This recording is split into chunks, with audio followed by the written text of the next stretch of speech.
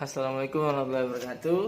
Welcome back to my class, Paragraph Development Writing. This time we're gonna have some topic summary list for your final test. So you better watch and listen carefully. Hari ini saya akan share apa saja topiknya yang kalian akan pelajari di final, yang akan diujikan di final test nanti ya. So here we go. Number one, there will be a procedure text. So you still remember procedure text? Okay. So the procedure text will be, of course, something about a process, how things to be done. However, saya pengen kalian juga jangan, karena ada dua jenis procedure text ya, prosedur teks yang pakai materials, bahan, terutama yang membuat masakan, membuat sesuatu itu pakai ada materialnya. Kalian coba berlatih juga di jenis yang lain, yaitu nasihat atau tips. Itu juga prosedur text yang tidak butuh bahan tapi lebih ke list.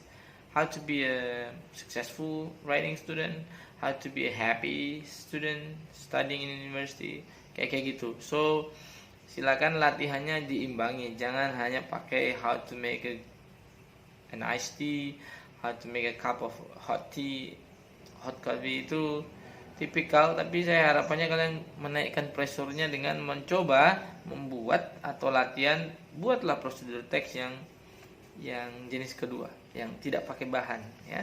So next we have spoof text. You still remember spoof text, the unique type of text that you have in our paragraph development writing.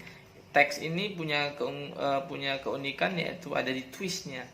Jadi kalian nanti di ujian nanti harus punya preparation yang baik, terutama membuat twist dari sebuah cerita ya. Kalau cerita sesuatu itu lalu kemudian dicarikan twistnya, nah, itu pressure point-nya di sana. Jadi nanti ada soalnya tentang spoof juga. Tugas kalian adalah membuat twistnya yang baik, yang paling bagus, dan tentunya kalian harus latihan dulu di rumah ya. So itu dua soal ya, berarti ada dua soal lagi. Yang berikutnya adalah news item. Ini jenis teks yang paling pendek yang kita pelajari, sangat pendek, bahkan tidak boleh panjang kalau news item. Tugas kalian nanti agak dimodifikasi. Salah satu cirinya adalah news item itu adalah newsworthy. Masih ingat ya, newsworthy itu adalah layak untuk diberitakan. Kemudian nanti tugas kalian di ujian nanti, kalian membuat berita, cari newsworthy events, cari kejadian, berita, update, atau kejadian yang menurut kalian itu newsworthy ya. Jangan ambil kejadian di artis ya, Lambe Turah dan seterusnya, itu tidak newsworthy. Itu banyak yang suka, tapi kalau menurut teks yang kita pelajari kan dia sebenarnya tidak newsworthy. Kita tidak perlu tulis, carilah ya, misalnya contoh nih newsworthy itu, misalnya kalau kalian buka, cari di Twitter, di Google, di Instagram, di news.com dan seterusnya. Misalnya minggu ini sedang euforia, the Reds is the champion of England, Liverpool. Kalian boleh ambil, terus kemudian kalian rephrase lagi. Ya itulah yang diberitakan ya, karena sudah lama itu tidak juara ya. Oke, kira-kira gitu. Atau yang lain, misalnya COVID updates, kalian ambil di Twitter, di Instagram, di web resmi pemerintah, lalu kalian buat news item teksnya, kalian paraphrase dengan kata sendiri, karena itu newsworthy. Oke, itu pendek, tetapi nanti kalian harus lakukan dulu, jangan belajar teori kalau writingnya. So you go out there, you practice that. So the reason why I'm sharing this, I hope and I expect everybody will practice before test.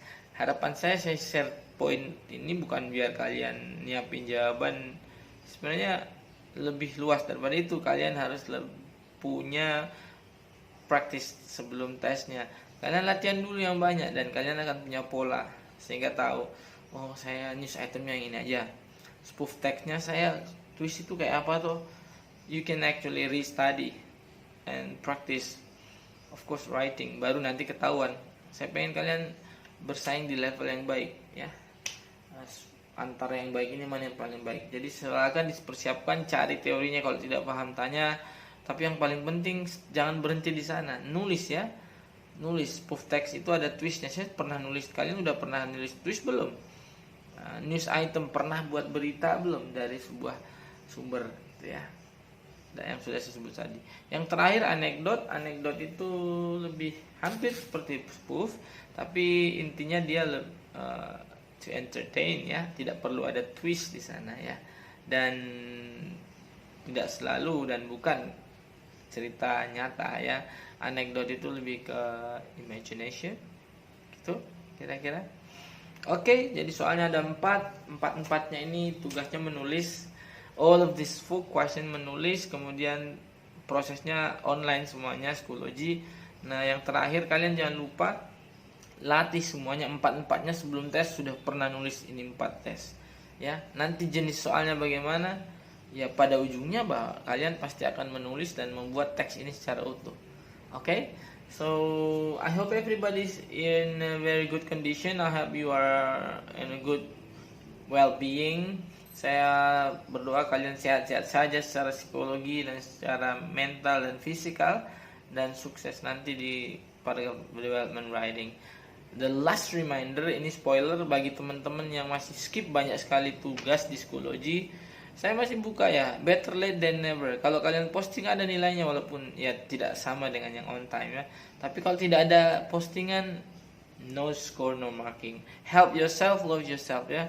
Silakan dicek, saya terima saja walaupun sudah overdue dan deadline-nya sudah lewat.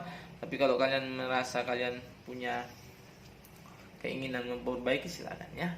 Oke, thank you guys.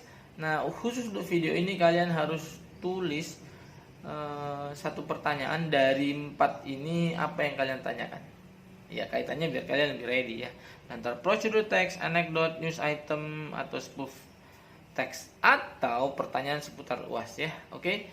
Nah untuk kehadirannya wajib tulis itu dengan nama, NIM, lalu kemudian pertanyaannya tentang 4 ini ya. Can be in bahasa Indonesia, but I prefer you using your English. Write and copy and type it on the comment sections of this video ya. Thank you guys.